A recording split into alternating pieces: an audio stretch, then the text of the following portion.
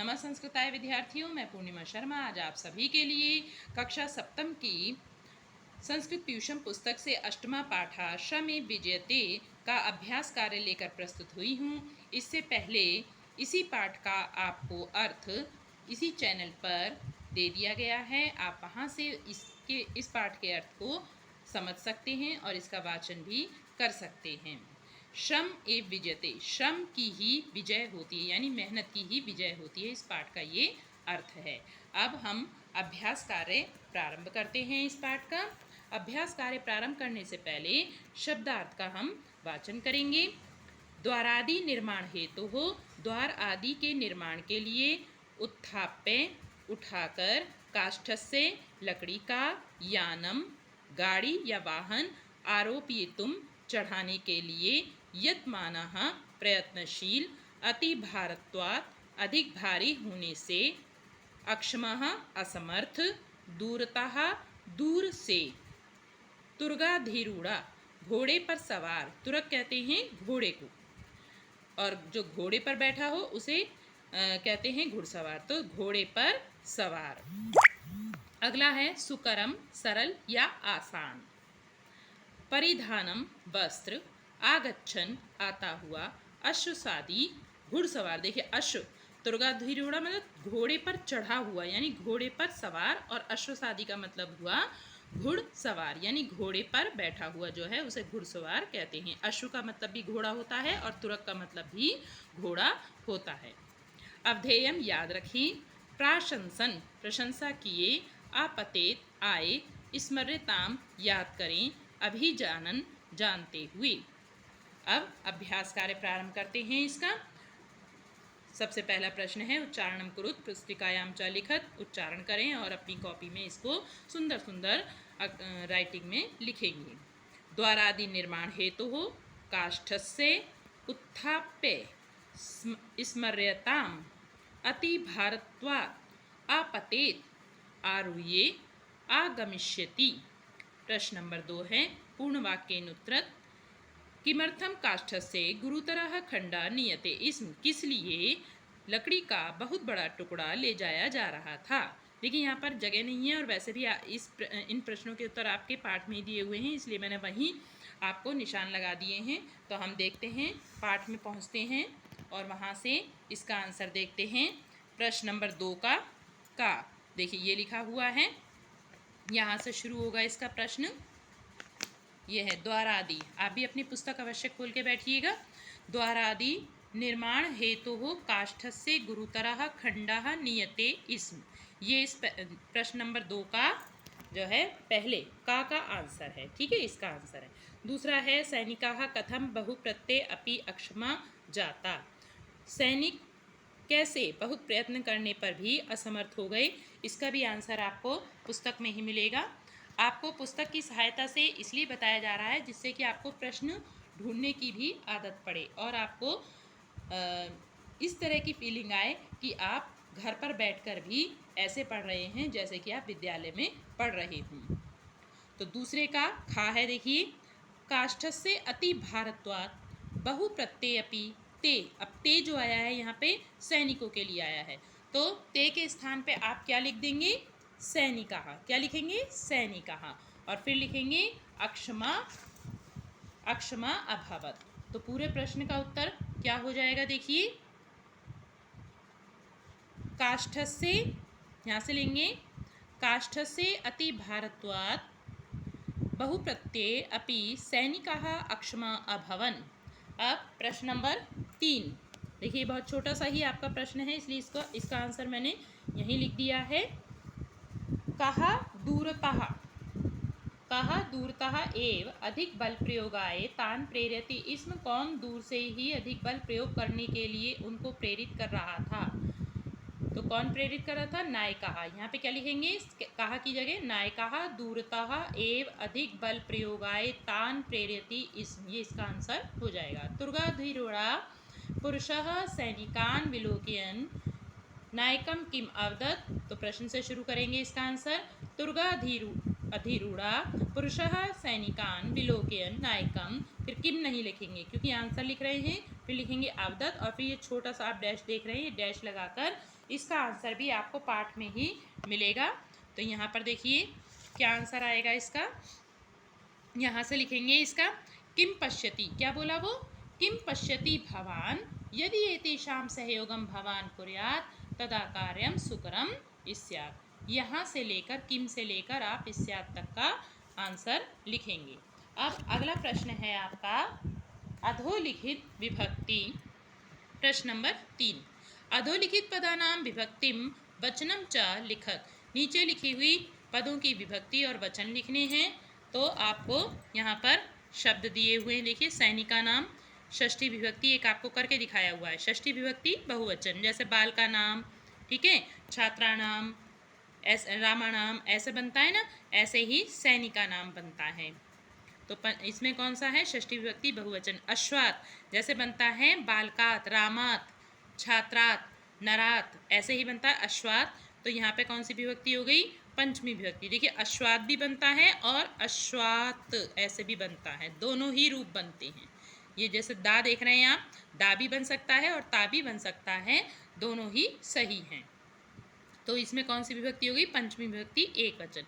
यानी जैसे बनता है बालके, रामे, छात्रे, नरे, ऐसी बनता है यानी।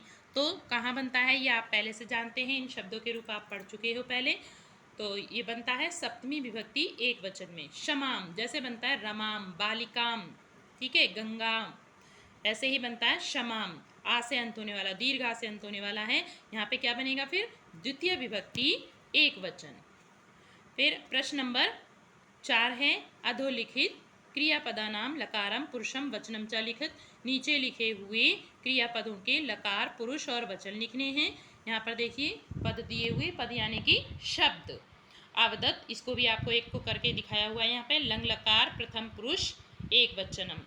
तो देखिए जब धातु के साथ में अ जुड़ जाता है, ये धातु है वद धातु, ठीक है, और यह इससे पहले जब आपको अ दिखाई दे रहा है तो यहाँ पर कौन सा लकार हो जाता है, लंग लकार, ठीक है। तो लंग लकार प्रथम पुरुष एक वचन। अब अगला है भवंती, ठीक है, जैसे बनता है पठंती, लिखंती, हसंती, गच्छन्ती, ठीक है, ऐसी बनता है भवंती। कहाँ बनता है, लट लकार प्रथम पुरुष बहुवचन में।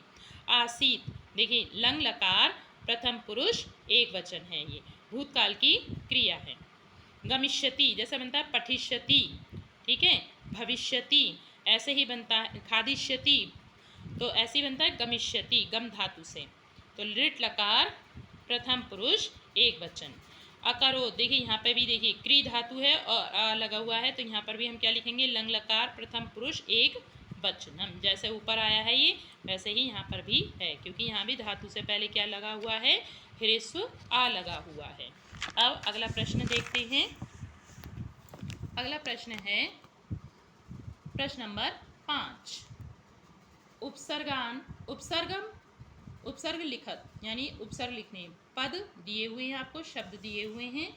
इन शब्दों के आपको अलग करके इन शब्दों में क्या लिखना है, इनके उपसर्ग लिखने हैं। तो अधिरूढ़ा, ठीक है, अधि इसमें एक डन है आपको किया हुआ है, अधिरूढ़ा में अधि उपसर्ग है। प्रोवाच, प्रोवाच में प्र उपसर्ग है। कौन सा उपसर्ग है, प्र उपसर्ग है। अभिजनान, अभिजनान में अभी उपसर्ग है, देखिए अभी ऐसे करके बनेगा, ये केवल इतना यहाँ से, इसमें केवल प्रो नहीं, प्र बनेगा, देखिए अलग भी लिखा हुआ है मैंने। विलोकयन, विलोकयन में आपका केवल बी आएगा, ये केवल ये आएगा, ठीक है। अब प्रश्न नंबर 6 है मंजुषाता पदानी चित्वा वाक्यानि पूरेत। मंजुषा से पदों को चुनकर आपको वाक्य भरने हैं। मैंने यहाँ पर भरे हुए भी हैं और यहाँ पे नंबर भी डाले हुए, देखिए आप इनकी सहायता से उसको पूरा कर सकते हैं। का नंबर है सैनिकान प्रेरयति, सैनिकों को प्रेरित कर रहा था, कौन था, नायिका, देखिए लिखा हुआ का नंबर पे नायिका। दूसरा है गति तीव्रा भवती, गति तीव्र होती है, किसकी गति तीव्र होती है, वायुयान से, वायुयान यानी हवाई जहाज की गति तीव्र होती है। अगला है अश्वात अवतरत, घोड़े से, अश्व मतलब घोड़ा, घोड़े से, अवतरत मतलब उतरा, कौन उतरा घोड़े से, अश्वसादी, देखिए लिखा हुआ है अश्वसादी। भूमे है उत्थाप्य आरोपितुम, भूमि से उठकर रखा जा रहा था, क्या, यान को, भूमि से उठाकर रखा जा रहा था, किस में रखा जा रहा था, यान में, देखिए ये लिखा है यानम, ठीक है। तो तो आप इनका अर्थ जानते रहेंगे तो आपको ये रिक्त स्थान भरने में भी आसानी रहेगी। अगला प्रश्न है प्रश्न नंबर 7, संस्कृत भाषायाम अनुवादम करो। संस्कृत भाषा में अनुवाद करो। पहला है सैनिकों के आवास के लिए निर्माण कार्य चल रहा था, सैनिकों के यानी कि रहने के लिए, आवास के लिए। तो इसका भी आपको अनुवाद देखिए आपके पाठ में ही दिया हुआ है। ये देखिए, सैनिका नाम आवासाय निर्माण कार्यम प्रचलित आसीत। ये आपका 7 का है। सैनिका नाम आवासाय निर्माण कार्यम प्रचलित आसीत। अब अगला है आपका उन सैनिकों का एक नायक भी था। तो इसका अनुवाद भी आपको यहाँ पर पाठ में ही दिया हुआ है। ये देखिए 7 नंबर का खा मैंने डाल रखा है, यहाँ पर 7 नंबर का का डाल रखा है, यहाँ से लेके आसीत तक। और 7 नंबर का खा जो है आपका यहाँ से आएगा। तेषाम सैनिका नाम एकाह नायकाह अपि आसीत। देखिए 7 नंबर का खा दिखाई दे रहा होगा आपको, यहाँ तक है ये। ठीक है। फिर अगला प्रश्न है आपका वह घुड़सवार घोड़े से उतरा। ठीक है। इसका भी आपका पाठ में ही दिया हुआ है 7 का गा। देखिए ये लिखा हुआ है सह अश्वसादी, दिखाई दे रहा होगा आपको। सह अश्वसादी अश्वाद अवातरत। ठीक है। सह अश्वसादी अश्वाद अवातरत, 7 का गा, यहाँ से लेके यहाँ तक। फिर अगला है आपका कोई भी कार्य छोटा या कोई भी कार्य बड़ा या छोटा नहीं होता। तो आंसर देखिए इसका सामने लिखा हुआ है मैंने यहाँ पर, कोऽपि कार्यम गुरुता लघुता व न भवति। कोऽपि कार्यम गुरुता लघुता व न भवति। ठीक है। अब अगला है मैं खाता हुआ नहीं चलता हूँ। तो मैं के लिए क्या लगाएंगे आप? अहम। मैं के लिए क्या लगाते हैं? अहम। ठीक है। तो मैं खाता हुआ नहीं चलता हूँ, अहम खादन न चलामी। मैं हंसता हुआ पानी नहीं पीता हूँ, अहम हसन जलम न पिबामी। अगला है शिक्षण संकेत कक्षायाम छात्र पाठस्य अनुच्छेदनाम वाचनम कार्य तथा हिंदी भाषायाम अर्थलेखनस्य गतिविधि कार्य। यानी कक्षा में छात्रों के द्वारा पाठ के अनुच्छेदों का वाचन कराया जाए और हिंदी भाषा में अर्थ लिखने की गतिविधि कराई जाए। तो आपको पाठ का अर्थ इसी चैनल पर करवा दिया गया है। आप इस चैनल पर इसका अर्थ देखकर उसका वाचन भी कर सकते हैं और हिंदी अर्थ भी लिख सकते हैं। कर्म प्रधानम जगत इत्युक्त संस्कृत पंचवाक्यानि लिखित। ये संसार कर्म प्रधान है, इससे युक्त संस्कृत में 5 वाक्य लिखिए। तो देखिए गीता में जो भगवत गीता है उसमें बहुत सारे श्लोक कर्म पर दिए हुए हैं। आप वहाँ से 5 वाक्य ना लिख सकें तो एक श्लोक तो वहाँ से लिख ही सकते हैं देखकर। अगली है आपकी बॉक्स में दिया हुआ है, देखिए सूक्ति जो हर पाठ के अंत में दी जाती है, आपको यहाँ भी दी हुई है। आत्मवत् सर्वभूतेषु यह पश्यति स पंडितः। जो, यह का मतलब जो, आत्मवत् मतलब अपने समान, सर्वभूतेषु सभी प्राणियों को, भूतेषु मतलब प्राणी, इसमें जीव जंतु कीट पतंगे पशु पक्षी सभी आ जाते हैं, मनुष्यों के साथ साथ ये सब भी आते हैं।